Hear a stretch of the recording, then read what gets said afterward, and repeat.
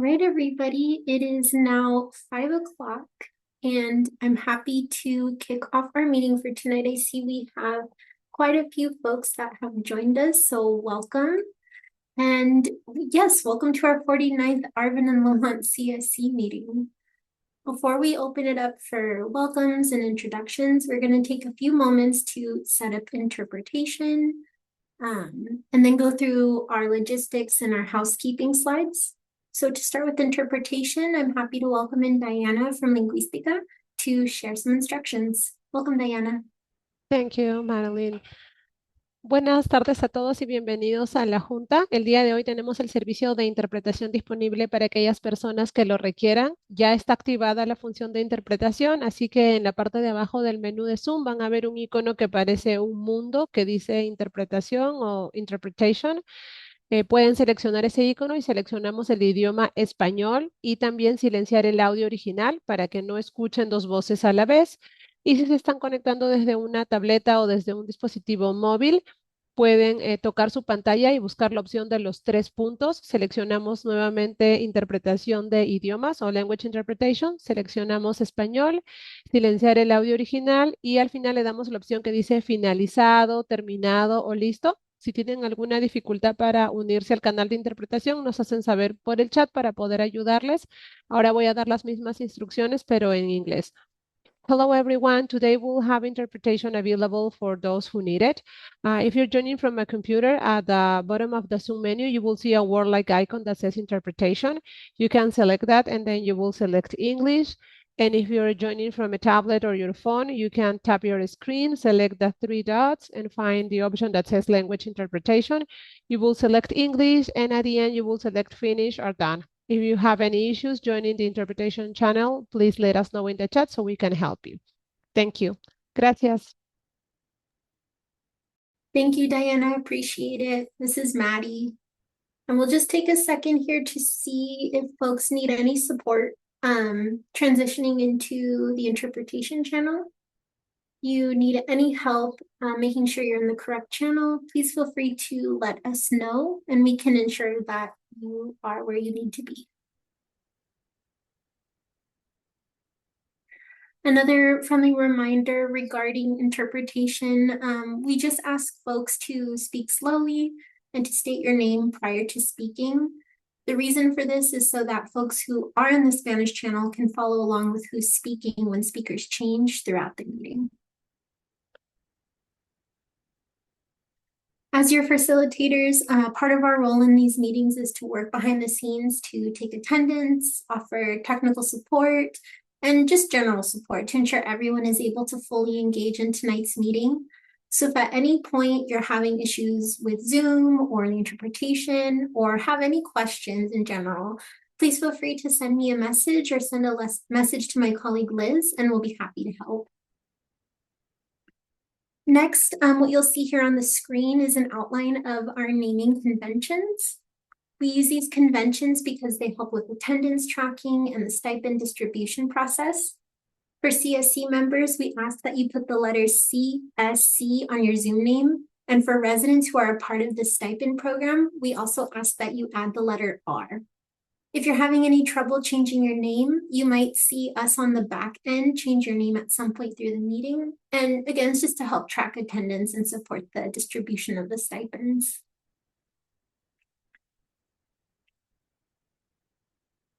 For others who are joining tonight's meeting, starting with our agency partners, we do ask that you put your agency in your Zoom name.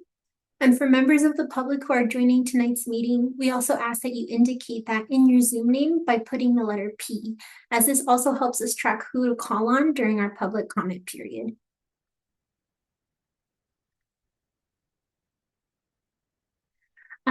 Before we move on to our virtual meeting etiquette slide, we did want to provide an update about the stipends from March. The stipends are being sent out this week. We apologize for the delay, and we want to make ourselves available to answer any questions that you may have. We have time allotted at the end of tonight's meeting to address any questions that might be coming up about the stipends, but please know that they are on their way. So thank you, everybody. Okay, So moving on to our meeting etiquette, we just ask for folks to stay muted unless you're speaking. And if you are calling on the phone, you can press *6 to mute and unmute. If you have a question or a comment, we ask that you raise your hand. And if you're calling on the phone, you can press *9 to raise your hand. We also have a reminder for residents in the stipend program. To qualify for the stipend, we ask that you stay on for at least 90 minutes. Next, we have our slide on productive discussion and respectful dialogue. Again, I won't go into the details of this, but this is available for your reference. And this is just something to keep in mind as we engage in tonight's meeting.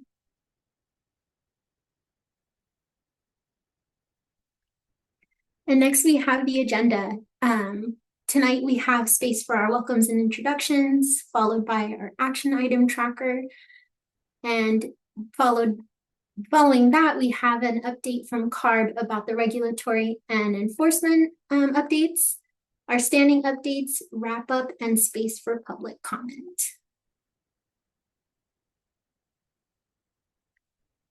All right. So with that said, I'd like to officially welcome everybody to the 49th Arvin and Lamont CSC meeting. My name is Maddie, and I'm joined by my co-facilitator, Liz. If you're having any trouble throughout tonight's meeting, again, please feel free to reach out to us, and we're happy to jump in and help. At this time, I'd like to welcome in our co-leads, Bianca and Cesar, to share some opening remarks. Welcome, Bianca, Cesar. Whoever would like to go first, go for it. Yeah. Hello, everyone. Thank you so much for joining our 49th meeting. I'm always surprised at how much time we spent together trying to better the community and the air. I also want to give a special shout out to all the folks that are on their way back from Sacramento. We have a few folks like Estela and Ruben Santoyo that are coming in from Sacramento after trying to speak with legislators about how we can strengthen and protect our air. So, I just want to recognize all the community leaders that spend their time not only here, but also outside, using their personal time to make sure that we all reach the same goal, and that's bettering our air. Thank you. Yes, thank you so much, Cesar, and thank you for recognizing all the work that the folks are doing to better the community's air quality. I'd also like to welcome in Bianca for some opening remarks. Good afternoon, everybody. Buenas tardes. I wanted to welcome everybody. I know that we have a packed agenda. I know there's a lot of information from CARB. I'm very interested just to learn more. And I'm very happy to see that there's quite a few folks that are in the bus. I know that they're in the bus coming back home, and they left early in the morning because their community matters, and they want to voice their concerns to legislators. And I'm very proud to say that they're from the Valley, especially from the Arvin and Lamont area. And how much tremendous work they've done to improve their air quality. It's amazing, and seeing changes in their community, especially coming from CARB. I know that in the agenda we do have CARB and different departments from CARB giving updates, and it's important for community members. And I also wanted to address that we are going to have a subcommittee meeting on the green vegetative barriers, so we won't forget that. We're moving along with the Air District. I do want to applaud that to the Air District that is trying to make this happen also. So we're moving forward, not just only on this. Also, I wanted to add, I'm taking a little bit more on the space, but that the Air District is working really hard on the SERP, so we could reallocate some funding on projects that are very fruitful for the community. So, community, I hear what you're saying, and when I'm bringing it back to the Air District, and they're making their works possible. So, I want to applaud that to the Air District in working with the community. Thank you. Thank you so much for sharing, Bianca. It sounds like a lot of efforts are moving, which is always great news to hear. And I'd also like to welcome in Stephanie from the Air District to share some opening remarks. Thanks, Maddie. This is Stephanie, and for those that don't know me, I am the Director of Community Strategies and Resources here at the Valley Air District. Thanks to Bianca and Cesar for all the prep for this meeting, and just huge shout out for all the folks that went out to Sacramento today. I'm hugely thankful for the whole entire team that's here from CARB, and especially your CARB liaison, Michelle, and then also Brian for putting together some really comprehensive updates that are responding to some questions that we've gotten over the past few meetings regarding just kind of regulations and programs that the state is working on. I know that a lot of people were at the last meeting, but I'll just quickly just remind folks and share that if you didn't know the news, our former director, Jessica Olson, she did leave the district because she had an exciting opportunity to advance her education and move closer to family. So we'll miss her. But with that, I'll be again filling her role, and I'm really happy and excited to announce the new program manager in our department, Sarah Hassan Lane. I just want to give a minute for Sarah to introduce herself to you all, but she's probably really familiar to you all because she does join a lot of our 617 meetings from the grants background. And we are so, so excited to have her. Thank you, Stephanie. Hi, everyone. My name is Sarah. As Stephanie said, I have been with the district now for 9 years, and I come from the grants department. So I was a supervisor in the grants department, and then previous to that, I was a supervisor in the permitting department. So I do have experience in a couple departments here at the district. I have been joining as grant support for think the last year in these meetings. So I'm really excited to start my new position under Stephanie with the AB 617 group and get to know everyone in the Arvin Lamont community, all the CSC members, and to get to know members at CARB more. And I'm just really excited to get to know you all and work with you all more. So thank you. Yes, thank you both. And congrats again, Stephanie, and welcome, Sarah. It's great to have you here as well. Well, with that said, I'm happy to move us along to the next agenda item, which is the action item review. So as we've shared in the past, we have this item to help facilitate transparency and accountability, and to make sure that things are continuously and systematically being updated to ensure that your requests are documented and that you stay informed on the progress towards implementing your suggestions. As Nancy provides updates, please feel free to ask for clarification, and anything that can't be answered will be noted and brought back at a future meeting. So that said, I'm happy to pass it over to you, Nancy. Thank you, Maddie. This is Nancy. And then Bianca, did you have a question? No, I just wanted to give a comment about Sarah and Stephanie.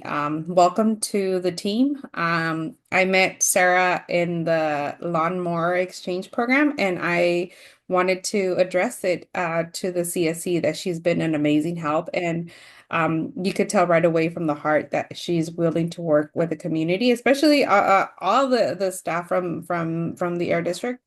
But I wanted just to share that little piece that we met her in person, and she was in the grants department for the lawnmower exchange program, and I think a few of us saw her there. So if you were there, you got to meet her, and welcome. And also Stephanie, I seen you in the role with in Shafter, and now here it's a pleasure to have somebody that's willing to work with the community. So I wanted to just thank you both.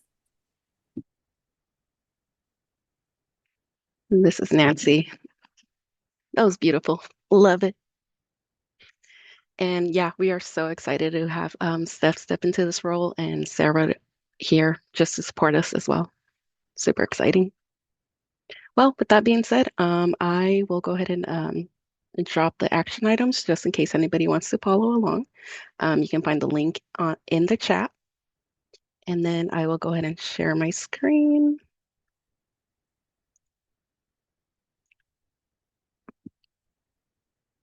Perfect. And can everybody see that?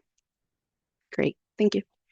All right. And then so these are the action items. This is just a routine check-in from the previous meeting. And so we shall get into it now. So if you all remember from the last meeting, we did talk about vegetative barriers. So we provided a lot of updates. And yes, Bianca, we have not forgotten about that. And we are planning a subcommittee in the future once HIPE is ready. And that is also one of our action items. So we have two action items from the previous meeting, and they are both in the in progress section. So one of them is regarding an agenda topic. It is about the specifically about ag burning and outreach education opportunities. And so this is still a topic of interest, and we plan to include this at an upcoming CSC meeting. And of course, we also do have our agenda setting meeting coming up on May 1st, I believe. It's on a Friday. I mean, Thursday, sorry. And then so we can talk more about this if you are all interested in this topic still, or if you want to include something else. And then so the next item is regarding a vegetative barrier subcommittee meeting. And so we are keeping in contact with the with HIPE just to ensure that, all the comments and feedback, questions are going to be addressed. So during the last meeting, as I stated, we did a vegetative barriers measure update, and that included review of vegetative barriers proposal, and you all provided a lot of great feedback for HIFI. And then Mario, I do see that your hand is raised. Did you have a question? Yeah, on the barriers of burning, does it include big farmers that are burning out there in the fields? We've been having a lot of burning lately. This past week, we had a couple more burnings right there next to the fields, and I'm just wondering if the CC members are noticing these fires or they don't got any information about these fires. Because I've been noticing that a lot of these fires, they don't have permission on them. And I just want to know if this is a be on the serve right there. This is Stephanie, Mario. Thank you for bringing that up. I know we talk about it a lot, and if you didn't already, I hope that you are aware of the process that we have to file a complaint. I'm not sure if you submitted one or not, but that's the best way for us to follow up on things that are happening in the community like this. Because if it's the case that you all are seeing something in the community, our inspectors can go out as soon as possible to investigate whether or not they do have a permit. And if they don't have a permit, then they would receive a violation. Well, I've been checking out a couple of these fires, and I noticed the air districts are there. But I noticed too that they don't really get close to the fire. They don't really speak with the people who are doing this fire. I've been seeing them just out in the streets, but not really speaking with these people who the fires, what's going on. That's what I noticed. And I just want to know if they are getting all the information, what's going on with these fires. Because it's very important for good safety for the community with what's going on, because we don't know what they're burning out there. What I noticed, they're so-called a brush fire, but a brush fire is totally different. It's a light smoke. It's not dark, dark, dark, like if they burning plastics or something else. And most of the excuses, what it is, are tires. Why are the farmers are burning tires for? There's no reason for it. They got permission to burn, brush or Yes. whatever, not tires. And not only that, the areas where they're burning, I don't see no cleanup.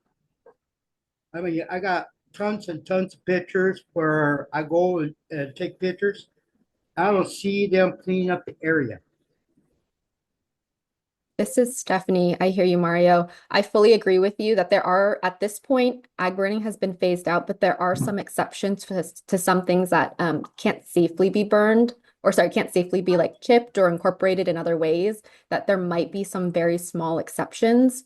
But again, tires, though, as you mentioned, they definitely should, that's not something that should be burned. That is trash and all of that, it should be, it is illegal to burn. And so Yeah, but again, I just want to make sure that if you are taking pictures of them, that we're making sure to get that to the right agency. For air quality complaints, you definitely know that you can reach out to us. And I know that I think last month, I know that there were some advocates in the community that held a meeting to kind of talk about other environmental reporting complaints as well.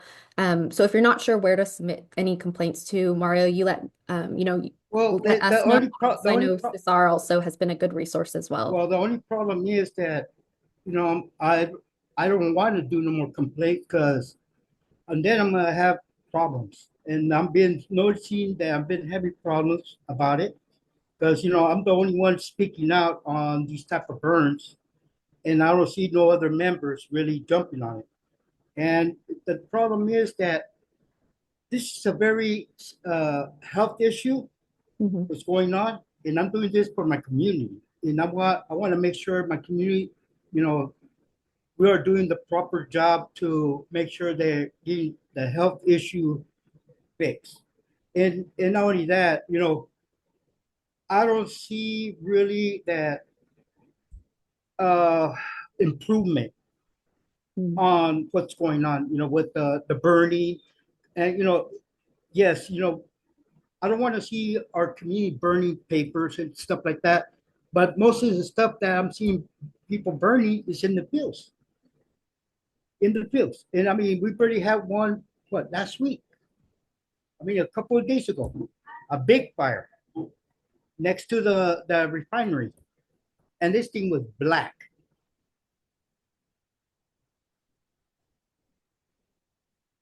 Yeah, thank you so much, Mario, for elevating what you're seeing. It sounds like definitely a need to follow up on some things and see that change actually happen. I see Cesar also you have your hand raised, so just wanted to see if you had more to share regarding Mario's question. Yeah, I know, it's important to keep an eye out for a lot of these fires, and there are many community members that do recognize that some of the like attrition and the fires for the approved burns are linked to like some white smoke.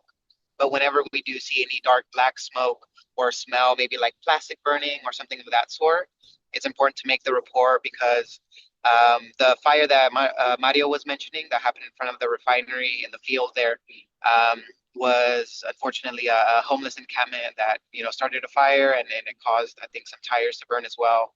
But I think we're also worried about some also like irrigation lines that are burning, plastics that are burned, and maybe even some, plastics that have been used for pesticide applications that are burning as well. So it's definitely understood that, the district can be everywhere at once. So I just also want to echo Stephanie's point that whenever we do see a smoke or, dust or anything that worries us, even if, we don't know if it might be what we think it is, it's important to make that report to get inspectors out there and get an eye on it, just so we can make sure, if there is any illegal burning that's happening, or something that shouldn't be burning that's causing some darker smoke, we can get it addressed.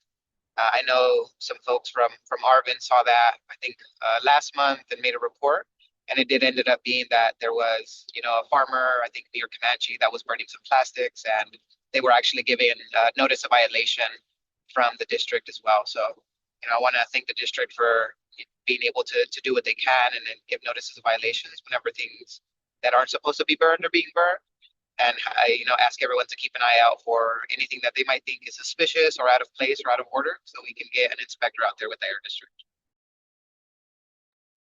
Yes, thank you so much, Cesar. So definitely hearing if folks are seeing something, it's important to report it. And Mario, I saw your signal, take pictures when you can. So just appreciate both of you advocating for communities, looking out for each other. So thank you both. Nancy, I'm happy to pass it back to you. Thank you, Maddie. This is Nancy again. And so yeah, that was just the two action items that came out of the last meeting. If the conversation doesn't have to stop here, if you ever want to reach us, you can call us, email us, and happy to set a meeting with you or just talk with you on the phone about any other questions that you may have. And so I will go ahead and stop sharing and see if there's any other additional questions. If not, happy to pass it back to you, Maddie.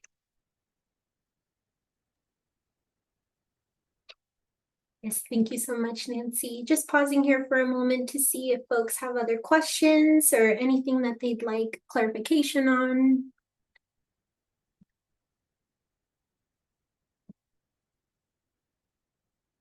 Okay, not seeing any hands raised, and I'm not seeing anything come through the chat.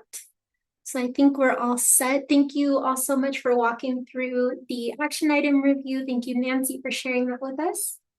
And with this, I'm happy to transition us to the next agenda item, which is the CARB regulatory and enforcement updates, and welcome in my colleague, Liz. Thank you, Maddie. This is Liz. Happy to transition us to our main agenda item for tonight. As you know, this update is from CARB. And just as a reminder, this is in response to quite a few recent action items and questions that CSC members have had in previous months. And so we have not just Brian here from CARB, but a whole team. Brian will be providing some leadership and representation tonight, helping us walk through the 4 separate updates that CARB has prepared. We will go through these updates one by one, and we do just want to give you all that heads up that there will be those distinct topics. First, CARB will present on some enforcement in the community. Then we'll hear about some statewide regulatory progress in Arvin, Lamont. Then we'll hear about greenhouse gas emissions from oil wells and the status of the methane regulation update. And the last update they have is on local oil and gas with toxic air contaminants as part of the Senate Bill 1137 that has come up in this group before. And so again, just wanted to ask the CARB folks tonight, just as your facilitators, that we want to do our best to support CSC engagement. And so again, we ask that you pause between those updates just so we can take any clarifying questions from the CSC before we move on to the next topic. And just noting that because we have a very engaged group here tonight who are very ready to dig into these topics. And a lot of these folks have a lot of experience and definitely varies across the group, but they definitely have a general understanding of what you all from CARB will cover, but really want to encourage you still to add additional context as needed. So again, we know there are a lot of different updates that you're going to get tonight. We really do want to have plenty of time for questions and discussion. And with that, we are really excited to welcome you, Brian, and welcome your team. So I will pass it to you to get started. Oh, thanks, Liz. And yeah, I really want to just thank the CSC for inviting us. We're all excited to be here tonight, and hopefully we can have a great discussion because I know your time is so valuable, and it's a big chunk of one of your meetings. And just to introduce to myself to some of you who may not know me, I am Brian, and I work with Michelle, who is your main community contact at CARB, but she's fighting off a pretty bad case of pneumonia, but she's doing better. So rest assured, she is recovering. I do want to thank her very much for organizing all this. Stephanie mentioned that I helped out. I did not help out much. Michelle did the heavy lifting and brought all the staff together for this. So again, I want to thank Michelle, and I will do my best to honor all her work in this presentation. Real quick, I'll try to share my screen. And yes, please feel free to stop us in between presentations or even during a presentation with questions. And we also will keep an eye on the chat as well if you have any questions you'd like to put in. Cool. And so actually, Liz did a great job of outlining our overview. So we'll start off with Eric will help us out to go over some CARB enforcement activities that have been happening in the Arvin Lamont area. And then Jeremy will go over some CARB regulations that are having impacts on emissions within Arvin Lamont. And then we kind of have those two oil and gas regulations we know you all are interested in. The first one, which is more focused on like climate change and greenhouse gas emissions, and the second, which is looking more at those local air pollutants that can impact health. And finally, we added this one on last minute. It's kind of happened while Michelle was out. We know that many of you had questions about California's e-bike incentive project. So that's kind of an add-on at the end. And we have Sean here that can take any questions about that program as well. And so with that, I will turn it over to Eric. Hello, everyone. My name is Jared, Hola a and todos. I'm with the Community Outreach and Yo Enforcement estoy con Section of el área de CARB. alcance So I'm comunitario really de happy to CARB. be here with you all, and Es un gusto I'm estar going to aquí con todos discuss a number of ustedes. CARB enforcement activities in the Y voy Arvin community. So aplicación next de slide. CARB. Siguiente diapositiva, por favor. So when the Arvin Lamont Entonces, CERC was eh, approved in October of 2022, en it included octubre del measures año which require 2022, SERP CARB se enforcement to aprobó do para Arvin y anti-idling Lamont. surveillance at least once per quarter for 5 years. Y este proceso se iba a dar, So the goal se of iba a dar Measure durante E 5 años. was to limit potential was to limit the potential Eric, for localized. I'm sorry. this is Liz. Can you I'm not hear sorry. me? I think so. It looks like the interpretation is not working properly. Okay. Did I turn it on now? No sé si es que yo lo activé So ahora. are you, Eric, in the English channel? ¿Estás en el canal de Yeah, I inglés? switched it over to Spanish just now. Lo cambié a español ahora. Try going back to English. No sé si puedes intentar volver al inglés. Is it in the? Am I good Do now? you see? Let's see. Tanya or Diana, our interpreters, give me a thumbs up if it Can is you hear? working. ¿Me escuchan? Can you hear me? I can hear you. I can hear you in the English channel. Yeah, I'm getting the same thing. I thought I was leaving the wrong one. I think I'm in English. I'm also hearing both the interpreter and Eric. Okay. So thank you everyone for your patience. I'm going to stop the interpretation for a moment so that we can set it up again. Oh, Tanya. I think we're good now. Oh, you think it's good? Yes, I can hear Diana now. Okay. But I hear an echo when you're speaking, actually, Liz.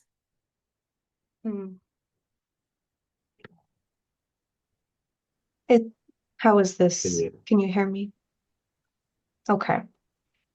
And Eric, how about Am I in you the- continue on for a moment, and it looks like it's working, but I'll pause you if we have to troubleshoot. I apologize for that. If I was the one to push the wrong button. But anyways, yeah, I'm Eric Bissinger, and I'm with the Enforcement Division, and I'll be going over the enforcement activities in the Arvin market. Okay. Okay, so when the CERC was approved in October of 2022, it included Measure E, which requires CARB to do anti-idling surveillance at least once per quarter for 5 years. And the goal of Measure E was to limit the potential for localized emissions from heavy-duty diesel vehicles that do not comply with CARB regulations. So this presentation will go over that heavy-duty diesel idling enforcement that CARB has done and discuss other enforcement activities we accomplished with truck registration holds and oil and gas inspections. And I'm gonna turn my camera off so I don't waste so much bandwidth.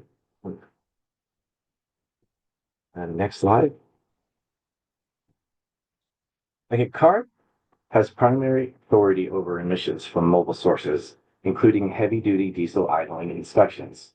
CARB has done idling inspections on a quarterly basis for the past 2 years in the Arvin Lamont community. We also do a lot of enforcement in the region and track the inspections in our Enforcement Data Visualization System, or EDVS. As you can see from this EDVS image, our heavy-duty diesel inspections have taken place in the region, but most of the reported inspections are outside of the 617 boundary. This is because major truck routes are nearby, but not within the community boundaries. So please keep in mind that if our inspectors do not find any parked trucks in the area, then the idling inspection does not get submitted into EDDS. So if we did not see any trucks that would be subject to the idling regulation, it did not get reported. A moving truck generally will not end up counted as an inspection. For an idling inspection to occur, it must be parked or a stopped truck. Eric, Yeah. I'm so sorry. This is Liz. I'm sorry to interrupt again. It sounds like your mic is a little fuzzy, and our interpreters are having a little bit of trouble fully understanding you. Are you possibly able to switch your microphone? I was hoping turning off the video would help that. Maybe should I speak louder? I think that does help. Okay. And it is doable for now, but we'll let you know if we have to pause again. Thank you everyone for your patience. Thank you, Eric. Okay. So just please keep in mind, okay, where was I? A moving truck, a moving truck generally will not be counted as an inspection because for an idling inspection to occur, it must be parked or stopped. It must be a parked or stopped truck. So when our investigators visited Arvin and Lamont community, there was little observable truck activity, and what was there did not alert us to any compliance issues. Since both trucks and their emissions move around the region, carbon enforcement inspections in the surrounding region can also help improve conditions within the Arvin Lamont community. Next slide. Can you hear me? Yes, thank you, Eric. And it looks like we already have one question from Mario. Go ahead. Yeah, what I want to know is we still having a higher volume of gases coming out or on the diesel trucks and cars uh, or I'm trying to understand what you're trying to say. As far as diesel idling, this is What I'm trying to say is it sounds like you're saying that you're still having a situation that are the carbon of the VOCs are coming out from Lamont and Arvin is still high. And I'm just wondering because how you was talking about the vehicles, the heavy duty vehicles, the diesel trucks and all that. Because we already did everything what we can for you know the smog type deal and all that. And if it's still high, then where is all these gases coming from? Yeah, that sounds like maybe a monitoring question. These are I'm more talking about truck like traffic and locations of where I could find these trucks. And so like what you're looking at on this slide are heavy duty truck inspections, like where we were able to find trucks and inspect them, and if they were in violation, we would write a citation. But my understanding, what you're trying to say, that you're still with a high level of, pollutants in the air on these type of diesel trucks. That's I'm trying to understand what you're trying to say. Eric, can I jump? Can I help out on this a little bit? That'd be great. Hi, I'm Erin Shields, also with the Air Resources Board. I'm in the diesel enforcement, the diesel program enforcement branch. So my team is involved with doing some of these inspections. A lot of the modern diesel trucks are very clean these days, but there are still a few of the older trucks that are very high emitting, or sometimes if something is broken or defective or removed in the emission controls, it can also be high emitting. But the majority of trucks nowadays, the newer trucks are very clean emitting. So I hear what you're saying. It sounds like you're talking about the old days when the pollution from the trucks was much, much worse, and that's very true. Yeah, but I'm talking about the liquid what they're using on these trucks because the liquid what you guys using on these trucks for the smog create a certain gas out it cleans up the diesel but it throws a different gas. I just was wondering if that's the type of gas you guys were talking about. Not. No, I know what you're saying. So the diesel exhaust fluid that's used on these trucks and these newer trucks, that is intended to reduce the oxides of nitrogen, which is a major pollutant and can contribute to smog. It is possible that using diesel exhaust fluid or DEF can sometimes lead to ammonia emissions. Thank you. That's what I wanted to That's hear. what you're talking about, right? Yeah. Yes. So there's small amounts of ammonia that can be released, especially in the earlier version. Like the first trucks that came out that used DEF, especially, were not as good as how much DEF to use. The DEF dosing was not as precise. So sometimes they could release a little bit more ammonia. Sometimes you can smell it behind some of these trucks. Yeah, but that's deadly toxins, right? Ammonia reacts very, very quickly. It destroys very quickly in the atmosphere, but it can definitely be a local issue. Yeah. Yeah, especially when you park right there next to saying inspection, it creates more pollutants right there when you check them out. Yeah, well, so for our enforcement inspections, what we can do is we can see if there's any repair issues with the truck. So if something is not working properly, it should illuminate a light on their dash or something like that, or we can identify if something is disconnected or broken. Those are the kind of things that we can identify during these inspections and require them to repair. Yeah, because there's a lot of tricks of the trade on this line of what they do, and I was studying, a lot of how this thing works and this death and how people get away with it and all this good stuff. Uh, I met this good mechanic, and he taught me very interesting things, and that's why I'm asking these questions. Yeah, I completely understand. And we do have a complaints line as well, where we have, if people would like to report non-compliant trucks or shops that modify things that they shouldn't be modifying, we would be very interested in hearing any referrals you'd like to send our way, and Yeah, we can post our complaints page here. I would But yeah, love thank you for to. the question. I would love to help you out, but first, I'm still studying. I'm still learning. Maybe Got it. pretty Thank you. soon. Thank you. Seems like you're learning a lot. Let's be a question, Mario. I hope that clears it up. So this slide, if you can go to the next slide, please. And where I'm talking about measures for point E, the heavy duty idling enforcement.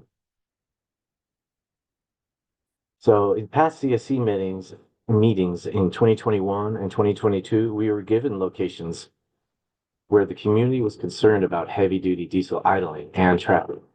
In 2022 and 2023 and 2024, while we did our quarterly visits at these locations and surrounding areas, we often found that there were little to no traffic in the area. Inspections at locations like Campus Road at Arvin High School in Arvin, and Mountain View Road at South Fairfax Road, and Panama Highway at Main Street in Lamont resulted in no reportable inspections, and trucks were either not present or they were moving in traffic. So the table on this slide shows in 2023, we did 37 idling inspections in the Arvin Lamont area. And in 2024, we did 62. These inspections were off California 99 and Interstate 5. All these inspections were 100% compliant with HDD, or the heavy duty diesel idling regulation. This is in addition to our quarterly roaming inspections within the boundary that I just discussed. So the last CSC meeting in 2024 was in person, and CARB enforcement was able to attend, and in communicating with everyone, we received some additional locations were requested to do more surveillance in the area regarding truck traffic. So in March 2025, we responded to the request and thoroughly inspected the area within the Arvin-Lamont boundary with a 5-day inspection event targeting heavy-duty diesel idling. In that time period, we did 168 heavy-duty idling inspections, which resulted in 3 citations. 2 were in Lamont and 1 was in Arvin. Of the 168 idling inspections, 98% of them were compliant and drivers were following the regulation. We also returned in April and had similar results. During these intensive inspection sweeps in March and April, a handful of additional compliance issues were identified and cited. These include a failed smoke test, repair issues, and a non-compliant transport refrigeration unit. I also wanted to mention that since 2020, we have only received 1 idling complaint for a heavy-duty truck that was within the boundary. So CARB will continue to inspect inside the Arvin-Lamont boundary on a quarterly basis, including any areas of concern identified by the CSC. The inspections in the surrounding region will also continue, which in high traffic areas can include roadside inspections with the California Highway Patrol. And these roadside inspections can identify additional emission issues, including the need to repair something related to the emissions or non-compliance with modern emission standards. This can help reduce the number of high polluters operating. Next slide.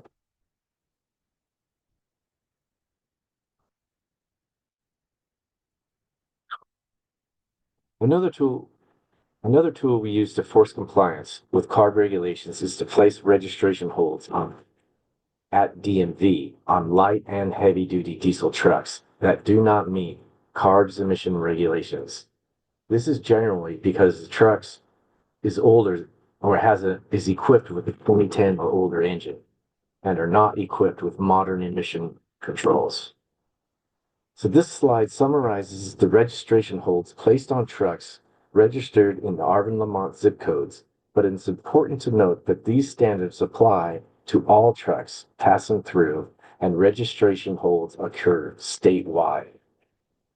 That said, in 2023, we placed registration holds on 61 non-compliant heavy-duty diesel trucks, 36 non-compliant light-duty diesel trucks, and in 2024, we placed registration holds on 39 heavy-duty trucks and 10 light-duty trucks from the zip codes of the region. So heavy-duty trucks are the big rigs that you see carrying large trailers and moving down the highways, and light-duty trucks are used mostly for local delivery and are smaller in size, such as box trucks and tow trucks. Questions? Okay, next slide. And after the CERP was approved in October 2022, the CSC voiced concerns about abandoned oil and gas wells in the community, which shifted CARB's enforcement focus to well inspections. In May of 2023, the Methane Task Force, which consisted of CARB, CalGen, and the Valley Air District. And we inspected 67 wells from 6 operators and found 27 of them were leaking. These leaks were promptly repaired and brought into compliance. Each agency issued a notice of violation based on its regulatory authority, and all identified issues were resolved. Valley District and CARB enforced these regulations through a memorandum of agreement, and the Air District issued the NOVs on behalf of CARB. All 27 leaking wells identified during the inspections were repaired following the enforcement actions and were verified through follow-up inspections and documentation. By July 2023, all identified issues had been resolved, bringing the wells into full compliance. Next slide.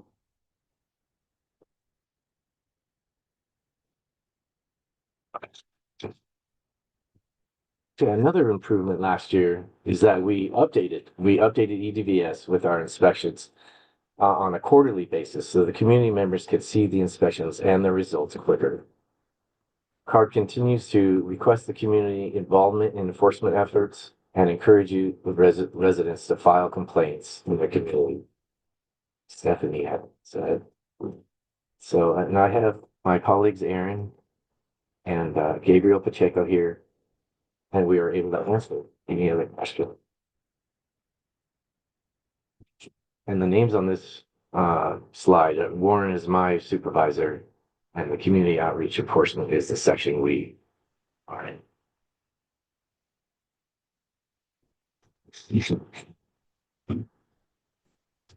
Any questions for Eric on how CARB enforces heavy duty trucks? Aaron, Eric, or Gabriel? And you can always email us too with any questions you think of after this meeting. Yeah, please do.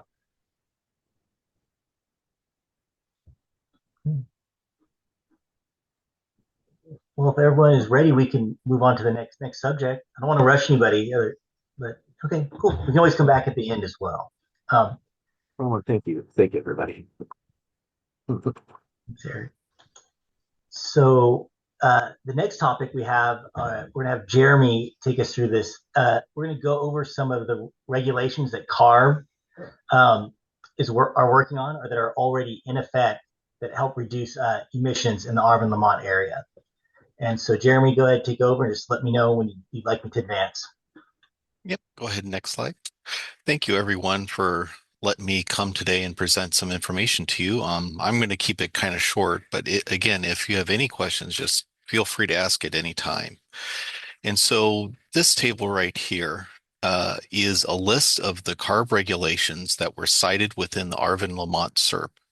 And so within these regulations, there's the advanced clean cars, advanced clean fleets, cargo handling equipment, and chrome plating control measures.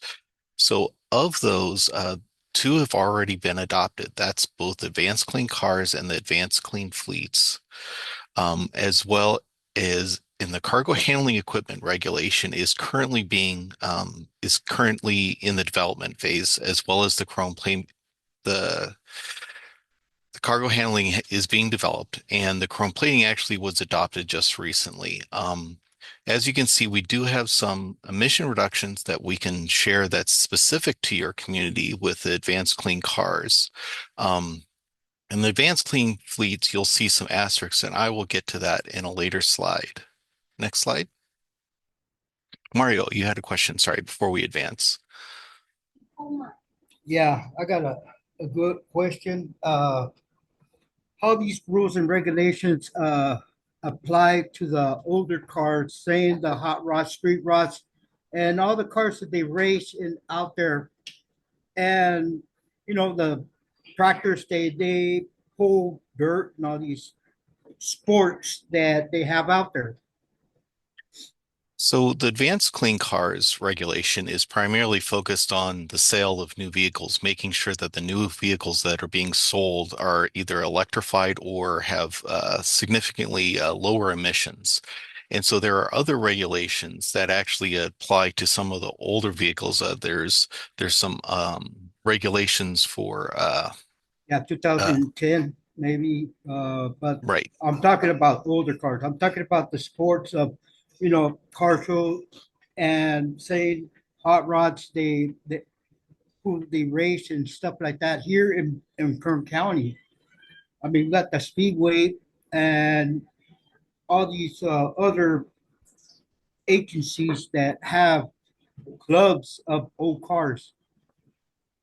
And so, like what occurs on speed races isn't on the public streets, so that's outside of kind of the advanced clean cars purview. But there are regulations for that would be more considered an off-road or a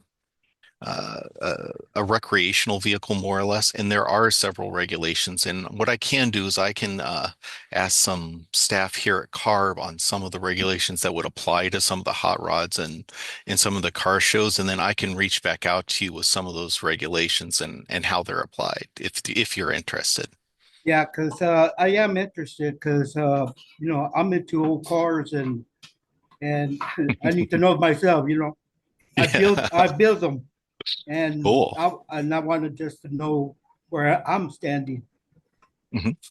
Yeah, Okay. I'll take note of that, and I'll find out that information for you, and I'll probably work with Michelle to reach out to the Air District and or you. All right. Thank you. I appreciate it.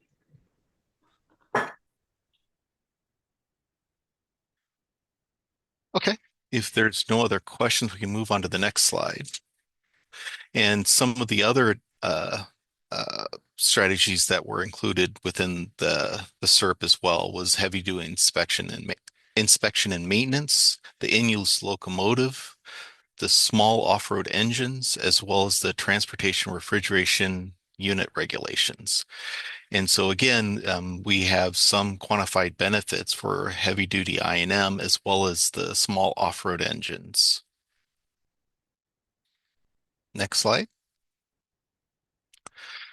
So if you had noticed that there were asterisks, several of the regulations after we adopted them within the state, one final step, a lot of those is requiring a US EPA waiver and authorization. Early this year, several of the regulations, especially the ones with the asterisks, and I have a table in the next couple of slides, but when that authorization was withdrawn, we're having to recalculate some of those emission benefits. They have been adopted by the state, so all of the portions of the regulations that do not need the U.S. authorization, we are enforcing those, and we are seeing emission reductions for those. Next slide. Oh, real quick, Jeremy, can I add one Yep. thing onto that? And Yep. this is just in general, so I hope I don't not describe it correctly. But when Jeremy mentions these waivers, is the federal government, so like the US EPA, sets air quality standards that all the states have to meet. And what happened decades ago was that California was like, hey, our air quality is so bad that we need to have stronger rules than what the federal government rules are to meet these requirements you say we have to meet. And so that's what kind of this waiver thing is that California makes a stronger rule, like for emissions on cars or trucks, than the federal government. And the federal government says it's okay for California to make a stronger rule, And so when we make a stronger rule, CARB, we have to go to the US EPA at the federal level and have them say it's okay for us to make a stronger rule. And so that's what Jeremy's saying. Some of these are in that process, and we haven't gotten the ability to have that stronger rule yet. So we're waiting for that. And I know if anybody on CARB, if I mischaracterize that, please. Sometimes I simplify things too much, so I can understand them. So if I was wrong with anything with that, please, anybody, feel free to correct me. Yes, Mario. Yeah. Okay. Now we're talking about waiving certain gases. Well, we are just talking about cars, trucks, diesels, and stuff like that, but we don't need to talk about the other type of gases are coming out of our landfills and stuff like that, like saying our sewer plant too. They got opening for miles and miles that gases come out of these locations. Too, not only that, we got LA bringing their stuff over here, and gases are coming out at the landfills and stuff like that. But we don't ever talk about that. Maybe that's the reason why we got more gases here in California and Kern County that we don't need to look upon. Do you understand where we're at? I know certain agencies don't talk about it because they don't deal with it, but I'm talking about it because if they're waiving these emissions, and then it could be part of something that we don't know about. And I would love to learn something about what they're waiving about. Okay, well, one thing is when we're talking about the waiving is that we're only talking the with respect to what was included within your community emission reductions program, Yes, is we're only talking about really just three regulations, and that's the Advanced Clean Fleets, the in-use locomotive, and the Transport Refrigeration Unit, ATCM. So those are the ones where, while there are portions that the state is enforcing, we can't enforce the ones that require authorization. But when it comes to like landfills, there is a regulation that was adopted a while ago, the short-lived climate pollutant plan. And within that, there is strong landfill regulations within that as well. And so if you're interested in, kind of what are the regulations around landfills, I can kind of add that to my list to reach out to you, as well as kind of like the hot rods and the recreational vehicles as well. I would love that because, you know, I feel that we have to really understand what's really going on these landfills, and not only that, it's a good education for everybody to learn because if there's a high level of gases and stuff like that, we have to figure out where is it starting, where it's at, and not only that, uh, this is a big safety issue for our community, and that's the reason why I speak out on this program for the safety of the community. And I just want to learn more. The more I learn, more better for me. Mhm. And if you could get that paperwork for me, beautiful. I would love to understand more about the regulation of the landfills. And not only that, hopefully the members too will love to get something like that, but that they could get a better understanding. Because I Yep. know I do want to learn. And one other thing is, I was just looking, and within your Appendix C of your SERP, there actually is some inventory information related to landfills as well. So there is a little bit of information is there, but like I said, I will go and track down what regulations at least CARB is responsible for when it comes to landfills, and I'll get that information to you, All right. or I Michelle appreciate will. Someone from CARB will get that information to you. I appreciate it, and thank you very much. I just was wondering if they just was talking about the gases regarding with all type of gases. That's why I spoke out. Yep. If I'm wrong, I'm sorry. I didn't mean to. All right. All right. Thank you. You're very welcome. And I Thank believe you. that was the last slide of my presentations. Was there any other questions related to any of the CARB strategies? This is Liz. It Yes. looks like there was one question in the chat from Cesar that got a response from Brian, but just want to read it out loud for the whole group. So the current federal government is not protecting community or air quality. Would these waivers be at risk to be removed? And Brian shared everything is fluid right now. I don't know if Brian or anyone on the CARB team would like to share anything more, or if anyone else has any follow-up questions on that. So from what's currently adopted, we're not in fear of losing any other authorizations, right? Early in January, we withdrew several authorizations, so we're not seeking any additionals. But so we're not really going to lose out on any further authorizations. But like I said, I believe we have some other CARB staff on call if they'd be able to answer kind of that to a better degree than I can. I'm in OCAP, so I'm not a part of the regulatory teams responsible for these, as well as, kind of the internal discussions they've been having this year. Certainly I can help with that, Jeremy. I am actually in the CARB legal office, and my program is small off-road engines. So I am very aware of what's going on with our waivers and authorizations. There is a lot of pushback from the federal government.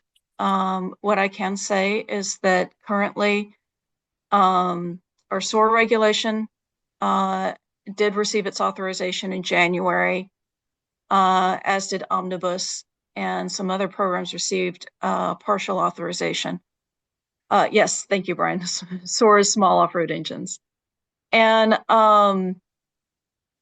these regulations all have guidance on our website as to how we're implementing them. As they were saying earlier, these parts of the regulation, even if they didn't receive an EPA authorization, if they don't pertain to emission standards, we can still enforce. So, as of right now, that is what's going on. CARB is proceeding, with the implementation of its adopted programs as much as it can. And any changes to that implementation will be posted to our website. So I hope that helps answer the questions. Also, these waivers, it has to do with a rule in the Clean Air Act that says states are not allowed to set emission standards for engines or vehicles. And there's, certain requirements, certain size. As they were explaining earlier, California has a carve out because we have special problems in the state. There's one regulatory pathway for us to set standards for engines in moving vehicles, and another for the off-road engines. And what EPA does is they review those emissions standards that we've set, and they make sure that we've done the remaining checks that EPA wants to see before they can authorize it. And then once they authorize it, CARB is able to fully enforce the regulation. However, like I said, before authorization, we can't. And it's because it is this very specific carve out saying, all right, California, if you meet our requirements, we can let you set your own standards for these.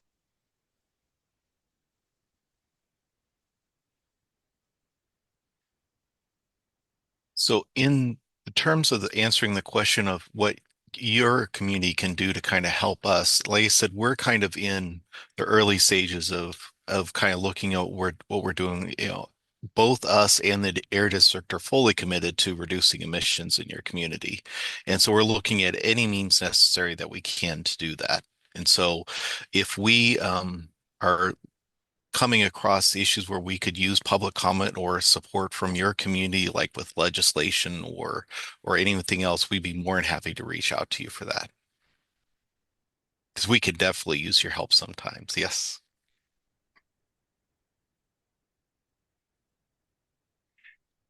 Like I always said, help me like that could help you. Yes.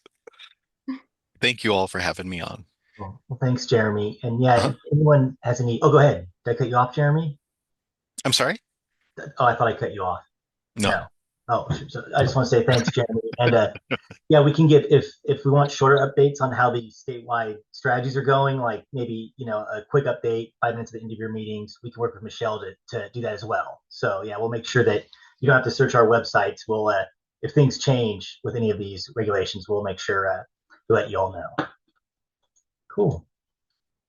And so yeah, I guess we're moving on to the next carb item. And so this is about the oil and gas methane regulation update.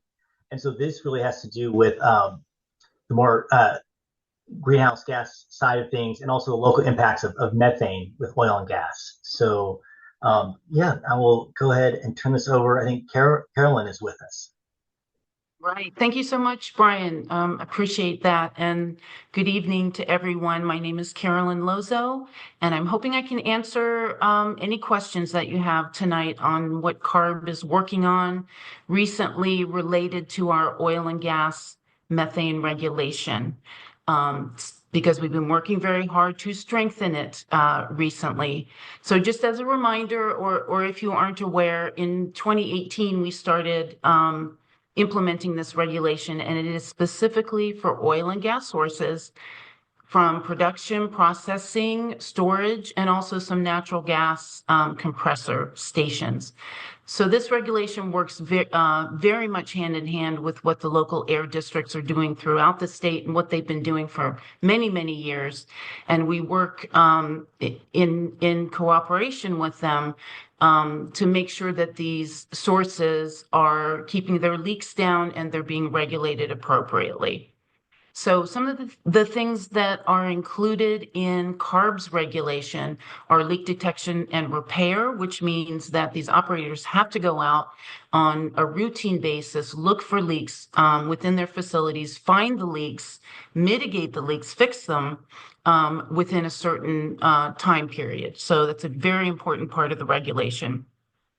In addition to that, they also have to keep an inventory of the components that they have at their facilities. So we need to have a really good idea of what these, what equipment they have and what the potential is for leaks within the equipment.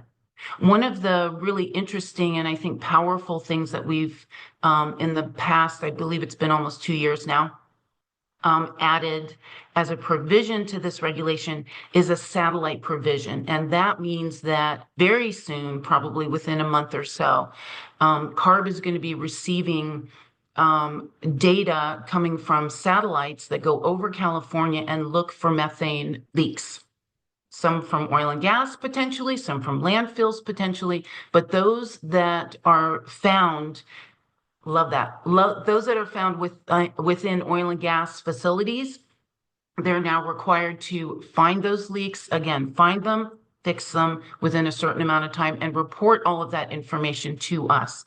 Now, these are going to be the larger leaks because we're basically looking at them from a satellite, but that's okay. We want to find those big leaks and we want to get them fixed as fast as possible. So that was sort of the last round of strengthening the regulation. What we've been working on most recently is something that was required or is required at this moment by the US EPA, and it's what we're referring to as emissions guidelines. And they're very specific provisions that EPA is saying, states, you need to put these into your regulations, into a plan, so that we have even stronger methane regulations. And then you need to provide those plans to us, to the US EPA. So we've been working on that and talking to air districts about how to best put those provisions into our regulation. And they're supposed to be, as of today, they're supposed to be turned into US EPA next March in 2026. Some of the things that EPA is asking states to include are that leak detection and repair that I just described, adding that, expanding that to heavy oil sources, which are now exempt from our regulation, but they want us to take that exemption out. They want us to take our leak threshold and reduce it so that now even smaller leaks have to be found and fixed. And then they also want additional inspections at natural gas processing plants, even more often. So all of those things they're asking us to put in to the regulation, that's all, we're working on all of that. But just to complete that, that discussion, I think we're all a little bit aware that things at EPA are uncertain. They're currently reconsidering these emission guidelines. We haven't gotten certainty on what they're going to be doing, if they're going to be taking those requirements away, continue to ask states to do this work. We're not sure yet, but no matter what happens, CARB is looking at options to potentially move forward with at least some of these changes, whether US EPA asks for them or not, because we know we need to strengthen the regulation any way that we can and get further methane reductions. Mario, do you have a question? Yeah, I got a question. Is this the methane that they put under the ground? I got a little bit knowledge of that, not that much. I'm just trying to get an idea. Is this the one you put in the ground and, a couple, what, 300, 400, 500 feet down?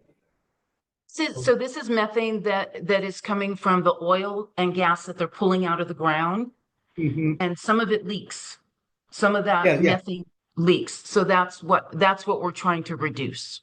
Yeah, because I talked to a couple of guys that was doing a reading right here in Lamont, right here next to the refinery. They was trying to find out how much that methane was coming out from this refinery. And I was just wondering if that's the one they use to, put in the ground, the gas that they put in the ground, or is the one they just clean up, put it in the machine to clean up and whatever escapes, that's what they were looking for. Yeah, So so this I don't get that much knowledge about this. No, it's okay. It's a good question. So CARB has other regulations that apply to refineries specifically. So this one's more the oil wells that are pulling the oil from production, the very beginning, as they're pulling it out of the ground. That's what we're trying to reduce, leaks from any operations like that and related operations. Yeah, because the guys who was testing out the air right here in Lamont, they're from another different company. It's not the air district. It's from a different company. They was investigating all this gas what you're talking about, and I was speaking with them, and there was there they said a couple of amazing words.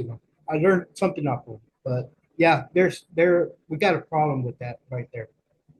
Methane is a very strong greenhouse gas, and we need to reduce it everywhere we possibly can. So CARB is definitely interested in strengthening a regulation where we need to, whether it is for EPA's request or just because we need to strengthen the regulation and we have opportunities to reduce those emissions. I got one question. Let's see if, I don't know.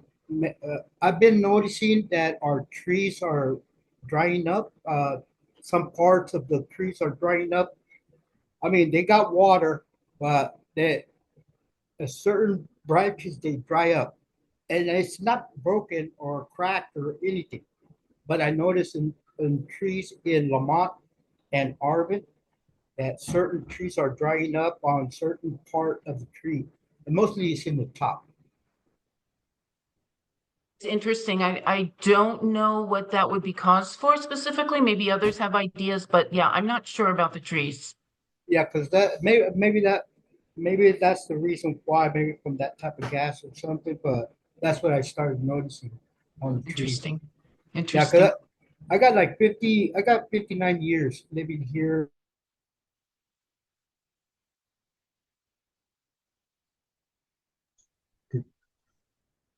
It's been freeze for you all as well?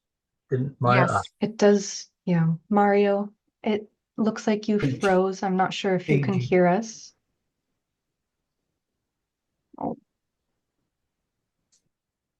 Maybe we can. Yeah, I could hear you. Oh. Are you there? We'll follow up with you. It sounds like we're kind of back. Sounds like your question, we don't quite have folks here who can answer that, but maybe we can have this as an item for some follow-up, get some experts on it. Well, it'd be nice. It would be nice to find out why is the reason why our trees are drying up. They got water. Yeah. I'll tell you that they got water. Just certain spots of the trees are drying up. I don't know if it's for gas, or we'll find out later, I guess. Yeah. Thank you It's very a much. great question. I learned something. Thank you. Thank you, Mario. Thanks, Carolyn. Are there any? Oh, good. We do. Cesar, go ahead. Yeah, I apologize if I cut out. I'm in the middle of nowhere right now, driving back home. Thank you for giving us updates on the methane rule. I really appreciate that y'all are, willing to stand with public health and community priorities to make sure some of the rules are strengthened. I remember, I think back in August, I'm not sure when it was, but it was during one of the methane task force meetings. CARB gave a presentation during the methane task force meetings where they were giving some of their priorities and some of the things that they were looking to update during or for the methane rule, sorry. one of them was like venting at the wellhead. Some of them were venting at the tanks. There was also, I believe, a study that was going to be done into the heavy oil exemption. If I understand correctly, I think like 80% of the oil that's produced in California counts as heavy oil, and because it is heavy, it does a lot of the regulations don't apply to the extraction and processing of the oil. But I think now that we have a little bit more understanding of the fact that there is some emissions coming off of the production of heavy oil, that we were looking to do away with either completely or some parts of the heavy oil exemption as well. And so I'm just very curious as to know what parts of the methane, the California oil and gas rule, y'all were looking to continue to strengthen and update, and if you're still hoping to stop some of the exemptions, like the ones in section 95669 and 95668, which pertain to the venting at the wellhead, and also venting at tanks, and allowing for that exemption to happen under self-testing.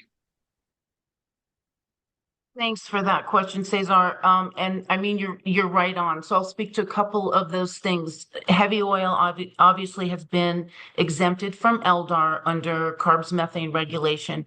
That is one of the things that the US EPA is saying that we need to get rid of. And but whether they go through with that requirement or not, that's definitely something that we're considering. We're considering making changes and strengthening this regulation. So yes, heavy oil is one of the things we're looking at. And yes, we are collecting information now to get a better handle on what the emissions are from heavy oil. So yes, you're correct on both of those. And then also reducing the leak threshold to 500 ppm. I believe it's at 1,000 ppm now. So finding those smaller leaks and requiring all facilities to fix those smaller leaks, that's also a potential amendment to the regulation. And then more inspection or more leak detection and repair more often at gas processing plants. That's another one that is being considered as a potential amendment. You also asked about venting.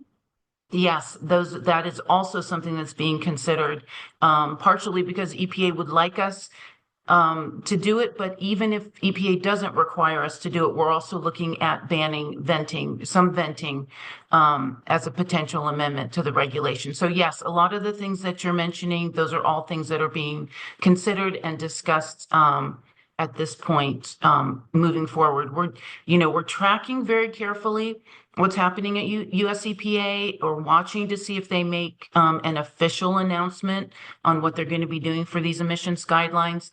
So there's a lot of uncertainty, but some of the things that you're mentioning are absolutely under discussion right now.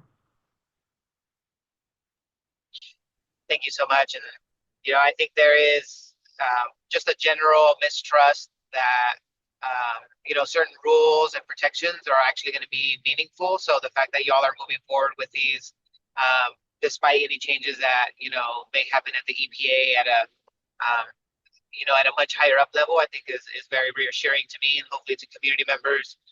My heart really does go out to the well-intentioned, well-meaning folks that make up the US EPA and that really want to better protections, but that can no longer do that under the new leadership. So the same thing goes out for the same offer goes out to this as does the waivers. If sharing any community stories or data or information that can help y'all justify the need to make these changes, we would love to make that connection, because I think lowering the threshold from 1,000 to 500 was something that I believe our air district did, that went into effect last July. And I think the science speaks for itself, and politics should not be part of the calculation when we look into the science of protecting community emissions or community from emissions. I mean, so I really would like to thank and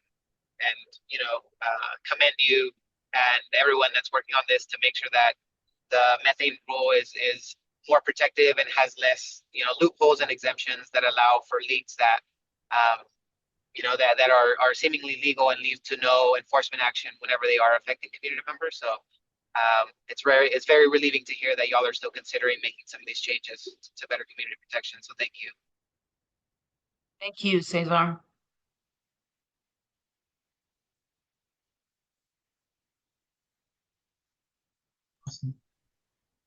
So I don't see any other questions. If there aren't, we can move on to the second part of a different oil and gas reg that's in the works right now. Thank you, everyone. Cool. Awesome. Cool. I'll share my screen again here, and everyone can see that. So next we have Donnie is going to present on Senate Bill 1137, and this has to do with those health protection zones around oil and gas production.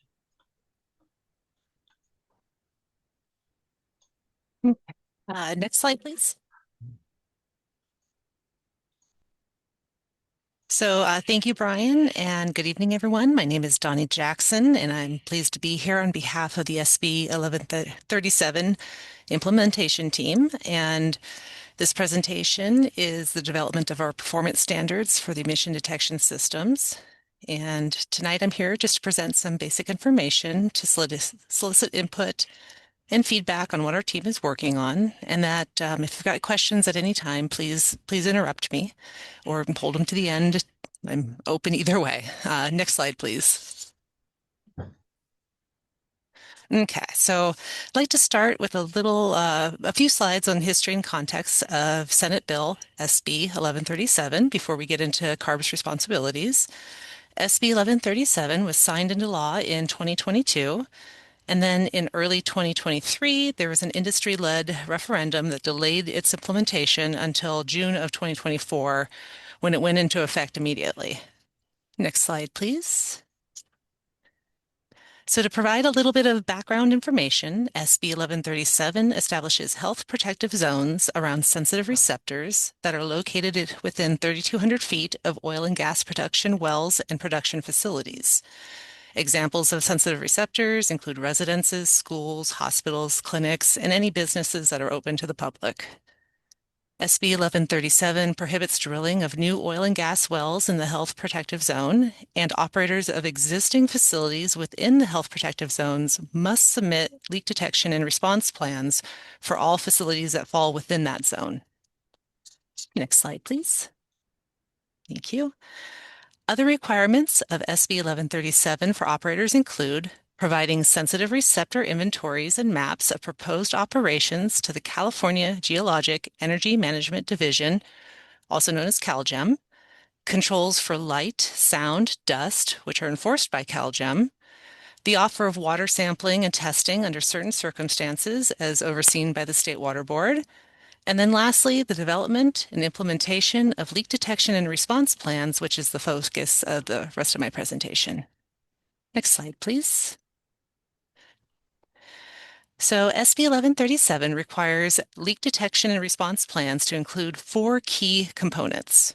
First, an emission detection system that identifies target chemicals for detection, an alarm system that alerts the operator when leaks occur, a response protocol for identification and remediation of leaks, and notification to the community when a leak persists and cannot be fixed within 48 hours.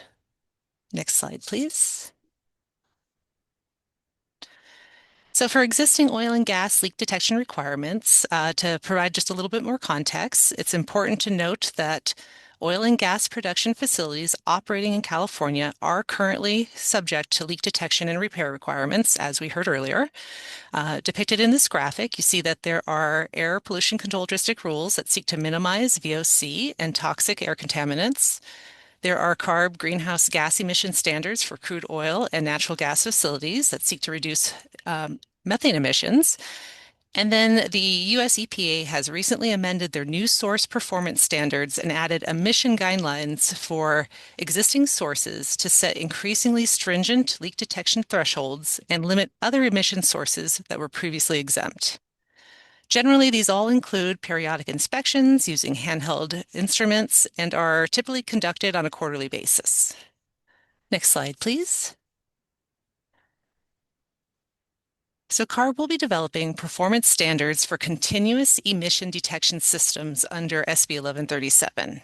Now, a performance standard Johnny, yes. Oh, I'm I'm sorry. sorry. This is Liz. Could you slow down a little bit when you're Yes, okay. talking? Sorry. Thank you so much. And it looks like we have a question actually from Cesar. Okay. Yeah, thank you so much for all the information you've given so far. As far as community notifications go, is there a threshold at which the notifications become immediate? Or is the 2-day allowance for repairs available under any like circumstance and for any leak amount? The 48 hours is set by statute. So that was the decision of the legislature, and we're kind of held to that. So we are still working on our performance standards and setting thresholds and detection limits. So whatever those are that set that off, those alarms off, it would be if they are not repaired within the 48 hours. Okay. Wonderful. Thank you. Thank you. Mario? Yeah, and I was to ask, how would the community know about those 48 hours if they announce it? Where do they find out? Are they gonna be on the phones? Because most of them don't apply with with wherever they apply to get all the information. Where do they get the information from? For the And community to know about this problem. And so for the notification, that will come through CalGEM, and they have that as part of, I believe, their requirements for the leak detection and response plans. And I believe that they're creating like list of sensitive receptors around these sites, and those are the ones that get notified. And then we will also be working with CalGEM in the future to make sure that the data from these emission detection systems is available somewhere. We're still working on that as well. And so it would be available for the public that way as well. Yeah, but is this gonna be soon or maybe a couple years later? Yeah, try to It'll be I'm sorry. Go ahead, go ahead. Sorry. It'll be part of the leak detection response plan. So as soon as those are implemented, then the notifications are required. And then just however we coordinate with CalGEM for releasing the emission data later, Okay, we'll just follow. There've been leaks before, and but I heard that a lot of community members didn't know what was going on when chaos started hitting. That's why I was asking. Yeah. No, and I totally understand, and that we're hoping to, like I said, I'm not sure exactly what CalGEM's response or their actions will be for the 48-hour community response. So I'm not sure if they've created email lists, if they've got some sort of notices that go on the website. For the emissions, the data from the emissions detection systems, that will happen after July of 2023, or I'm sorry, 2030. Okay, thank That's you. the implementation date. Yeah, you're welcome. This Okay. is Liz again. Sorry, Johnny. I'm just looking at the time, and I just want to make a suggestion just so that we can get through the whole presentation. So if folks have any other questions, I think we'll ask that you hold those until just the end of the presentation so that we can get all this information out to you and then save some time for questions still. But let me know if there's a clarifying question, do feel free to pause us along the way. Okay. Thank you. No problem. Thank you. So just returning to this, our performance standards they refer to a set of defined criteria that specify the expected level of accuracy, precision, and other relevant parameters that allow these emission detection systems to consistently meet operation, so allowing for reliable data collection and decision making. It's essentially a benchmark that shows how well a system should perform under these specific conditions. And examples include accuracy, precision, operating range, probability of detection, and time to detection. Next slide, please. So as I've stated before, under SB 1137, CARB's responsibilities will include the development of regulations that set these performance standards for the emission detection systems required by SB 1137. And then in consultation with the air districts, we'll identify the pollutants of concern by region as there's a variation in emission composition throughout the state. Next slide, please.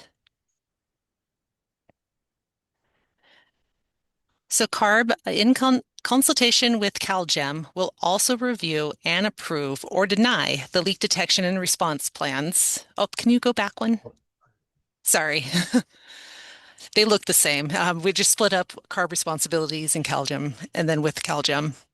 So then additionally, CARB will collaborate with CalGEM to develop a method for providing public access to the data that is generated by our emissions detection systems. Next slide. So for leak detection response plan implementation deadlines for oil and gas operators, they're established by law and they're provided in this table here. July 1st, 2028 is the deadline for operators to submit their plans. Next, July 1st, 2029, that's the deadline for CalGEM with concurrence of CARB to approve or deny the plan and provide notices of deficiencies. Then lastly, July 1st, 2030 is the deadline for operators to fully implement the plan, meaning that the emission detection system must be up and running. Next slide, please. So here we see our proposed rulemaking timeline. And our rulemakings are how we establish our performance standards and set regulations. So as of today, we are in the preliminary stages of this rulemaking process. We had an introductory public workshop in March. Next, we will have a second public workshop in late 2025. And at this workshop, we will present our draft regulatory text, draft supporting documents used to inform our rulemaking, as well as our draft alternatives analysis. Following that, in spring of 2026, we submit our alternatives, our alternative analysis to the Department of Finance. And then next slide for the Spanish. I couldn't fit it all on. Sorry. Thank you. So by late 2026, we will begin our 45-day public review and comment period. The full staff report with appendices will be available along with the full draft of regulatory text for public comment, and this is all available on our website, will be available on our website. The CARB board hearing will take place in late 2026, where the public is again invited to attend and provide comment. Then by summer of 2027, we plan to release our final rulemaking package to the Office of Administrative Law for their approval, with our target effective date for this regulation being January 1st, 2028, which is then followed by the July 1st, 2028 submission deadline for operators' leak detection and response plans. Next slide, please. Okay, so next steps. Currently, our team is evaluating and preparing reports for commercially available emissions monitoring technologies, alarm thresholds, pollutants of concern, and our alternatives analysis. As stated earlier, we plan to have 2 more workshops, one in late 2025 to solicit feedback to improve our draft proposed regulation before we finalize our analysis. And then we plan to conduct our third workshop in late 2026, where CARB staff will answer questions on the technical support documents as well as the rulemaking documents. Next slide, please. So thank you very much, everybody. Appreciate the opportunity. We're looking forward to working with you on this very important and impactful regulation. More information, you can visit the website that we have on the screen. I'll drop it in the chat in a minute. And then you can reach us via email for any questions, comments, suggestions for options, information about any topic that I've discussed. And then we are also always available for one-on-one meetings, either in person or remote. Thank you. Awesome. Thanks, Donnie. Thank you. I don't know, Liz, we have one more speaker that will kind of add on about the e-bike incentive project. I don't know if anyone has any questions right now on 1137. Oh, that's Cesar. Yeah, thank you so much for all that super awesome information. I'm really eager for this to be implemented. My next question is pertaining to water, and I know we're in an air quality at CSC, but there's also some provisions about water quality testing around SB 1137. And I'm wondering if maybe you could just give us a few details around that and give us just a quick update.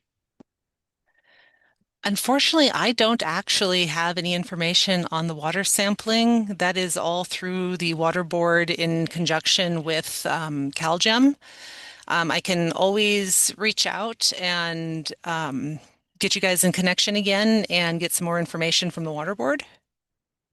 Either get it back to this group here, or if you want to email through our website, we have an email. If you want to email us there, we can work through it that way.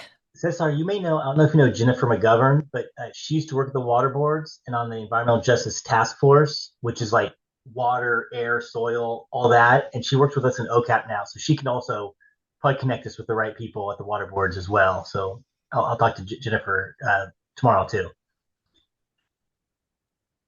Yeah, that'd be awesome. I just wanted to make sure that all the residents here knew that that was, an option for them and something that they can take advantage of. Thank you so much. Yeah. Appreciate that.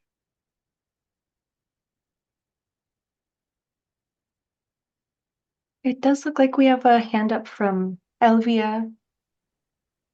Do you have a question?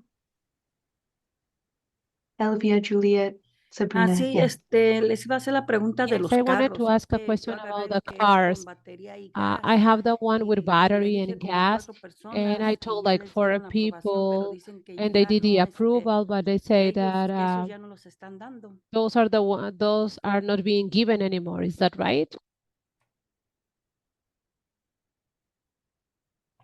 This is Stephanie from the Air District. I just wanted to check. It sounded like you had a question about our district's the vehicle replacement program, about switching out like an older 2006 and older vehicle for a new or used plug-in hybrid or electric vehicle.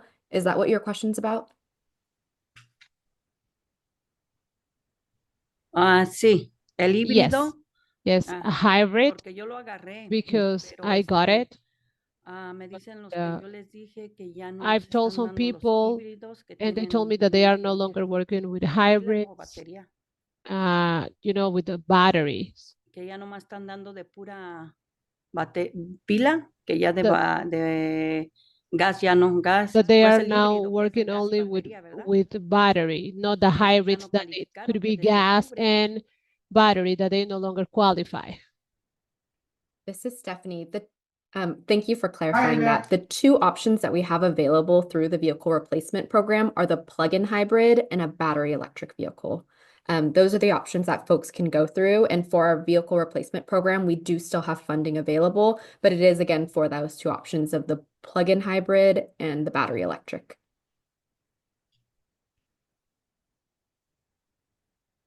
Ok, porque aquí en Bakersfield creo que no se los Because quisieron here dar. at Tienen que irse a Bakersfield, otro lado they entonces. didn't want to give those to them, so should they go to a Ok, different gracias. Yo les place? digo Okay, entonces a ellos que thank you. todavía hay para I'll esos carros. tell them that they still have funding available for those cars. Thank you.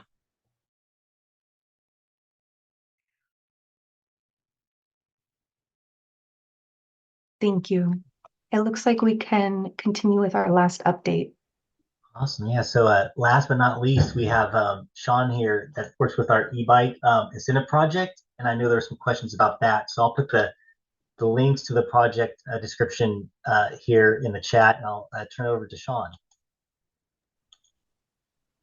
Yeah, thanks, Brian. And I'm happy to be here and joining you guys tonight. My name is Sean Ransom, and I lead the California e-bike incentive project.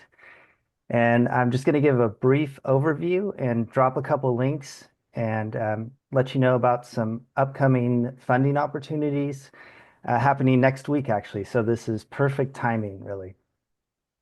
So the California e-bike incentive project aims to provide e-bike incentives to low-income California residents who are 18 or older. And when we say low income, we mean a household income at or below 300% of the poverty level. So, for example, a household of one would need to make under $45,000 to be eligible for this program. A household of four would need to make under $93,000 to be eligible for this program. And we have all of this information on our website, which I will also drop in a little bit here. The e-bike incentive is up to $2,000 and covers the purchase of the e-bike and accessories. So accessories such as helmets, locks, lights, baskets, fenders, really everything you would need to make an e-bike a car replacement, which is really the goal of the program, is to reduce our greenhouse gas emissions and vehicle miles traveled. So we're trying to put these e-bikes in the hands of folks that really need transportation the most and extending their transportation options.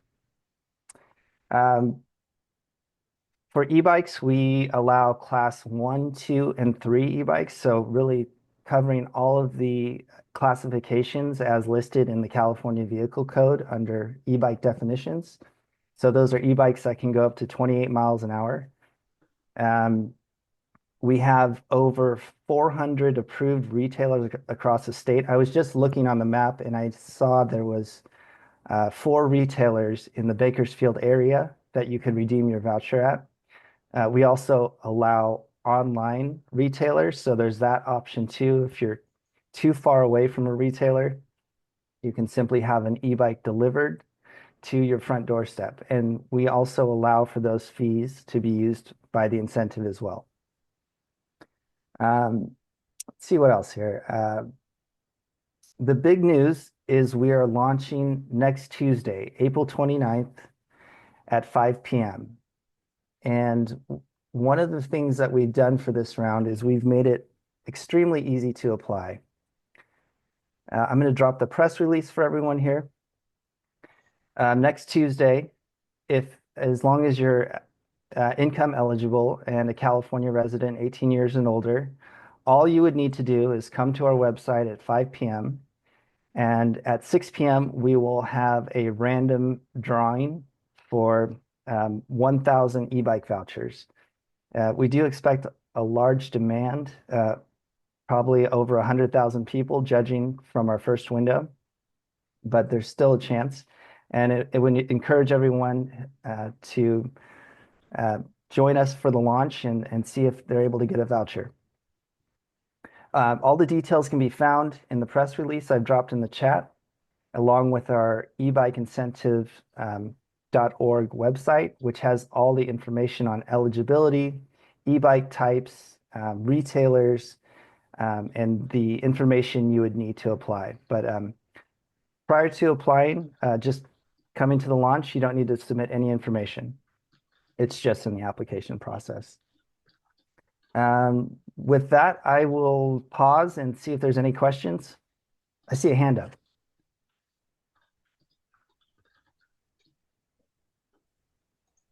Thank you, Sean. This is Liz. Elvira, I see your hand is still up. Did you have another question?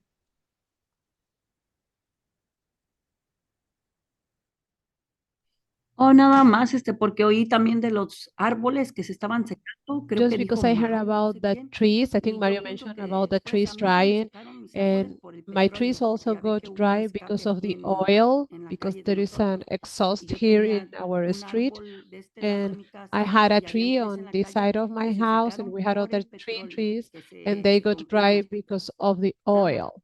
Eso es lo que And I just iba a wanted decir porque oí to algo de mention los that because I árboles heard que estaban something secando. about that trees that got dry, and I wanted to mention that.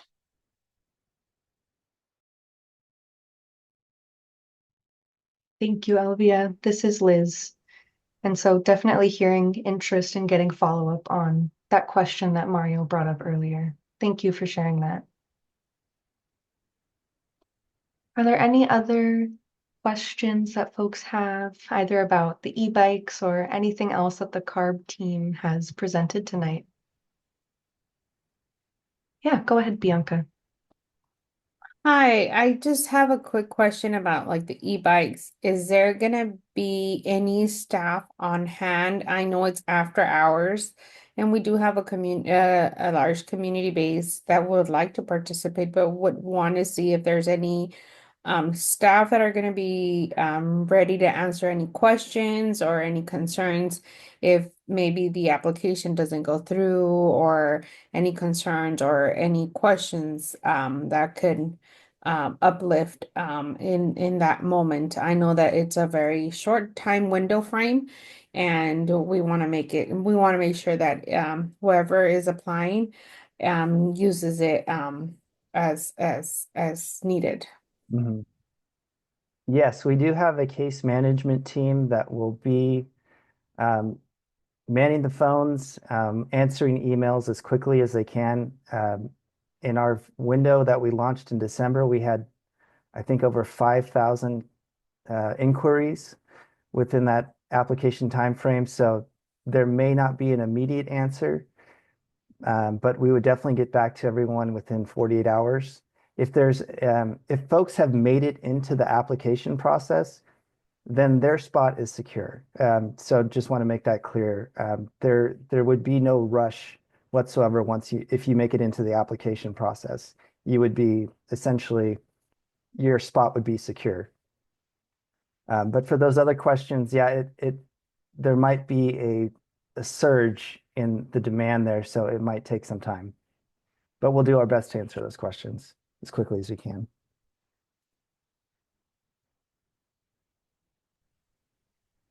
Thank you, Sean. Looks like we have one question from Cesar, and then we'll get to the next one in the chat. Go ahead, Cesar. Yeah, thank you. Again, I'm breaking up, so sorry if I missed this. Is there going to be any prioritization of folks within 617 boundaries or the? We do have, well, we have another tier of applicant we call the priority applicant. So those are applicants who have a lower income than 300% of federal poverty level. That they can have an income at or below 225% of the federal poverty level, or they can live in a disadvantaged community per Senate Bill 535, or a low income community, AB 1550, and they actually get an additional $250. Thank you. And I think that does cover, I mean, that's by census tract, those designations, but I think with the two bills, the disadvantaged communities and SB 535, I think it covers all of Arvin and Lamont, but we can confirm, but I think it does. Thank you. This is Liz. Just a couple more questions. There's one in the chat. Is it one bike per household? Per person. Okay, one bike per person. Thank you. And then we can go to Bianca next. Just a question. I know that you were mentioning that because of the high quality, the amount of folks applying for the e-bike, it would have to go through like a raffle system. Would it be right away, or would it take a couple days? So at least some folks that may have some questions, or if their application was submitted, to confirm that it's been submitted. Would it take some time so they could at least have the opportunity to submit their application? The process is pretty much instantaneous. So not long after 6 o'clock next Tuesday, I mean, probably 6:02, maybe 2 minutes at the max. Everyone who's in that waiting room will see on their screen where they are in the line. So they'll know immediately. And then the way it works, this is a little more detailed than probably everyone needs to know, but folks, the first 1,000 folks are the folks who get randomized to the top. they will immediately be redirected to our application portal where they can fill out their applications. So other people can stay on in case someone drops off for some reason, or um, they don't finish their application for some reason. But we'll leave the window open a little bit longer in the event that happens. We want to make sure all those spots are filled.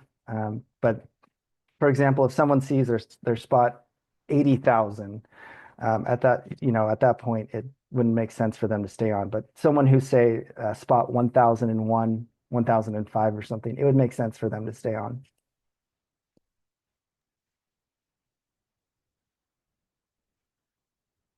This is Stephanie. If I could really quickly maybe summarize and re-emphasize all that Sean is saying, in that this e-bike program is going to be very, very popular and expect it to be gone very, very quickly. So if you all are interested in the program, there's a waiting room that starts at 5 that they encourage you to join early. And they're expecting, folks to know really soon after 6. So if you're interested, don't check on like April 30th or something. Be there ready on April 29th when the window opens, because they're expecting that all the funding will go or be allocated to someone in that time frame.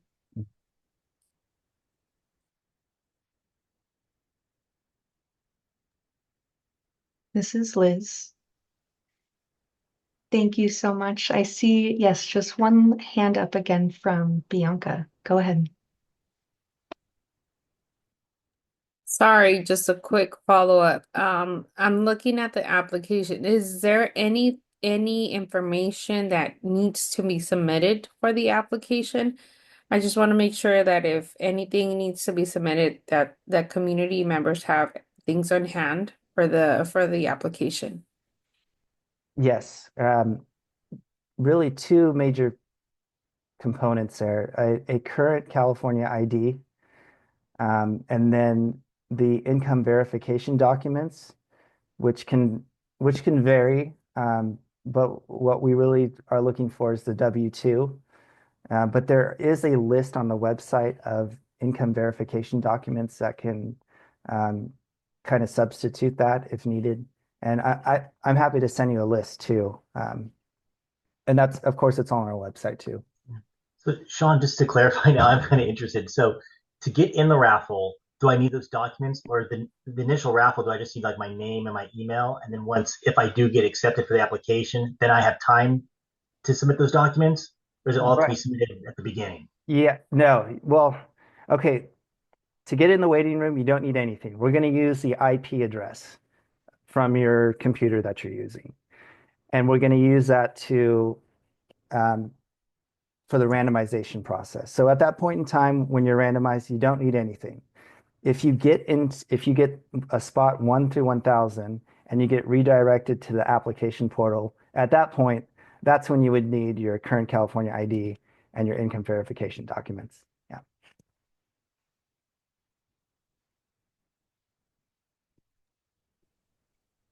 This is Liz again. These are all really great questions. I don't want to cut them short at all. I am looking at the time and I see that we just have a few minutes left of our meeting tonight.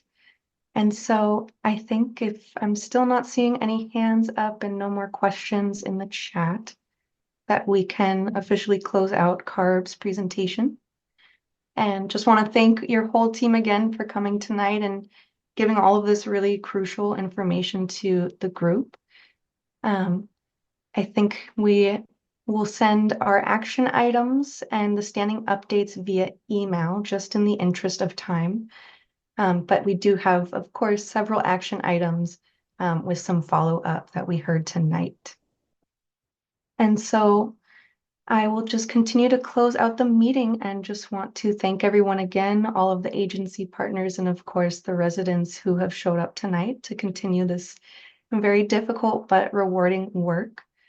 At this time, I am very happy to welcome our two co-leads to share any closing remarks before we say goodnight.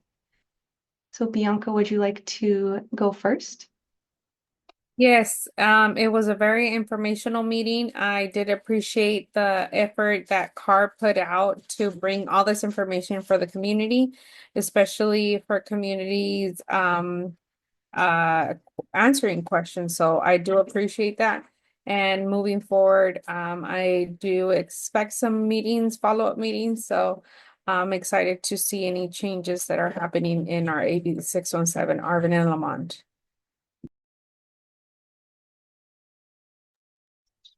Yeah, big thank you for me, and happy to hear that CARB is doing something to help fight all of the uncertainty that's coming from the federal government to make sure Californians, especially folks in the CSC, feel safe and secure breathing the air in our neighborhoods. So just big shout out, thank you. And also, I'm impressed that we got through so much. It was a jam-packed agenda and we got through it just in time. So thank you to everyone that helped and asked questions. Thank you. This is Liz again, and want to echo what Bianca and Cesar just shared. And lastly, I'm happy to invite Stephanie to share your closing remarks as well. Thanks, Liz. This is Stephanie. And again, just echoing Cesar and Bianca's thanks to CARB. It is a huge lift. I think you all saw there's so many people from CARB. They all work on different teams, and it's a huge lift, I think, to coordinate and just bring all these updates. So appreciate really everyone that contributed. And again, huge thanks to Michelle, who couldn't be here tonight, and Brian for helping coordinate. And especially huge thanks to all of you for your great questions and just being here to listen and being open to learning all of this information. Safe travels to everyone who's coming back from Sacramento, and hope to see you all at the agenda setting next week. Yes, thank you, everyone. And we do hope to see you at next week's agenda setting at the usual time on Thursday at 4 p.m. Have a good night and safe travels to those who are on the bus. Thank you so much, everyone. Thank you, everyone. Good Buenas night. noches. Gracias. Buenas noches. Buenas noches. Buenas noches. Buenas noches.